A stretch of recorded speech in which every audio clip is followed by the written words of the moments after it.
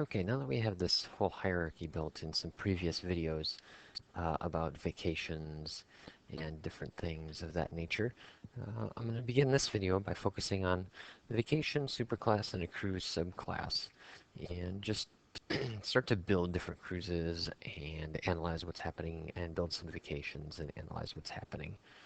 And so that is kind of the key in this video, is that's what we're going to look at. So we'll look at some actual code.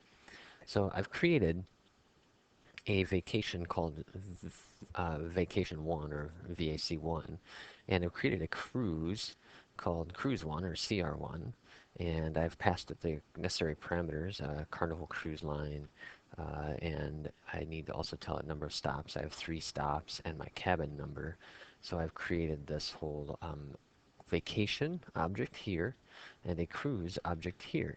It's very important to understand what these things have in them, that the vacation object has certain qualities and the cruise object has more qualities, including the vacation qualities. So it kind of looks like this.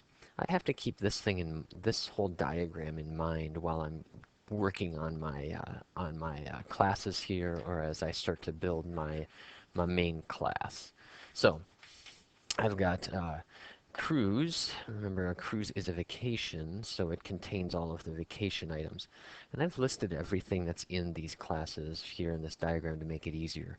So a vacation object can contain these green items here, where a cruise object contains these black items plus these green items. And so that's going to be important as I return back to my code and start to access some things. So when I talk about a vacation item, if I just want to test some things and I want to check to see, hey, I wonder what my vacation cost is, I'm just going to output these things here. I'm going to look at vacation1.cost. I want to know what is the cost of that. And I'll do the same for cruise. I just have to remember that these are just going to tell me the two costs. Now, vacation1.cost is all good. That should tell me it's 0. The cruise cost should also be 0 because the cruise is a vacation. And I'll just do some output here and we'll just verify that that's what's happening. I should get 2 zeros there on the bottom, and that is what I get. And that's no big deal. Now, I have to be a little bit careful because of the way I declare some things.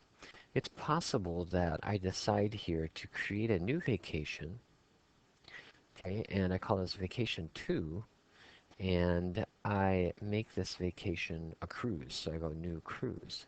Now this is kind of the first time we've done this, and that I've done this in a video.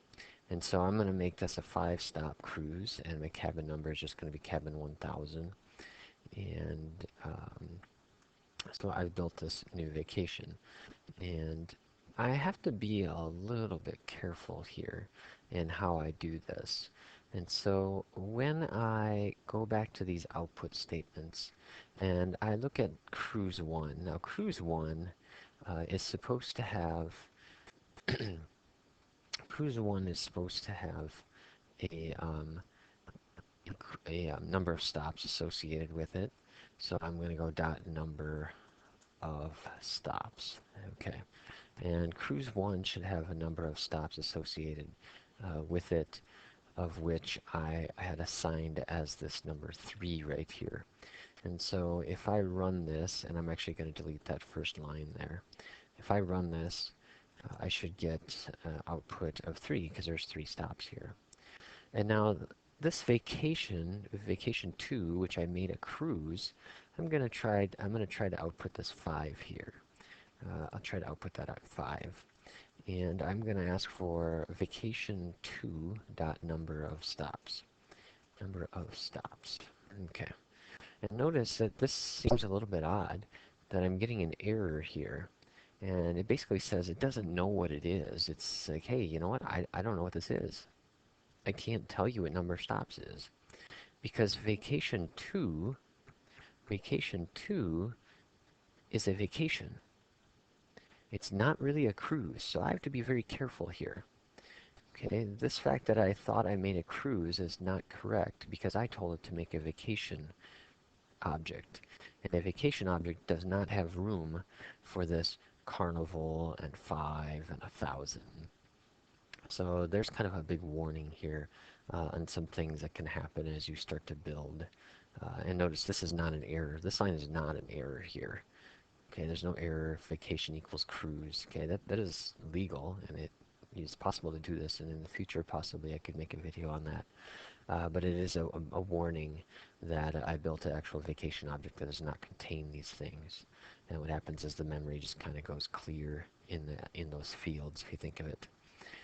Because what's happened when I go back to this diagram here is I'm creating a vacation. I have created one of these objects, just this vacation object here. And so even though I said, hey, build me a cruise and dump some things in, it's actually a vacation and there's nowhere to put those values. And so that becomes a potential little problem there. All right, enough focus on that. I'm going to clear this out a little bit. And so the next steps in this would be to understand how to handle a few more things here. So I'm gonna, I think, jump away from the vacation and the cruise, and what I'd like to do is build a road trip. And so I want to move on here, and I think it's pretty clear that the cruise is able to access anything in vacation.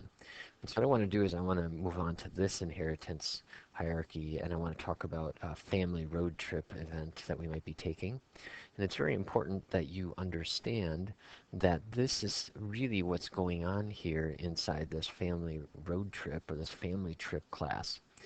Okay, so this vacation code is all great and it's accessible by road trip, and road trip and vacation are accessible by family trip because family trip keeps adding all of these things that it's extending to. So it's important to remember that vacation is a superclass, road trip is both a super and a sub, and family trip is the subclass.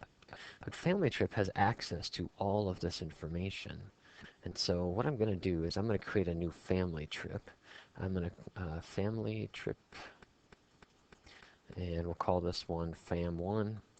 And I want a new family trip here. And family trip did not need any parameters. It was just a general object that was created.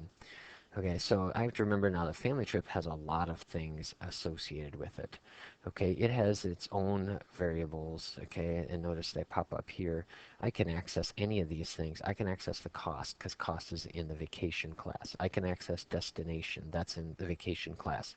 I can access fight in progress, because that is in the family class. Family vacation or family trip class. All of these are accessible here.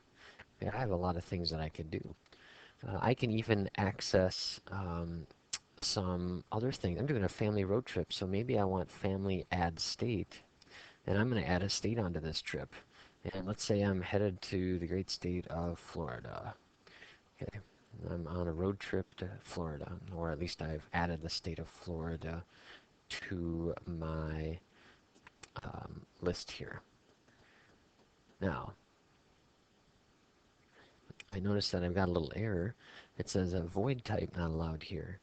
Okay, so there's nothing that's returning, so a little problem that we'll have to address a little bit later there. So for now we'll just stick with the basic variables, and then maybe I'll extend that a little bit later to cover some other things. So family one has a vacation cost associated with it. Family one also has, technically it's a road trip, so it has miles associated with it. And I could print these out right now and also work on some other things. They're both zero because I have not associated anything with them. Okay. Of course, I also probably have some fights in there, so I can go with fam1 dot fight. I'm going to check to see is there a fight in progress here. And remember when we initiated it or started it, there was a fight, so true, there's a fight in progress there.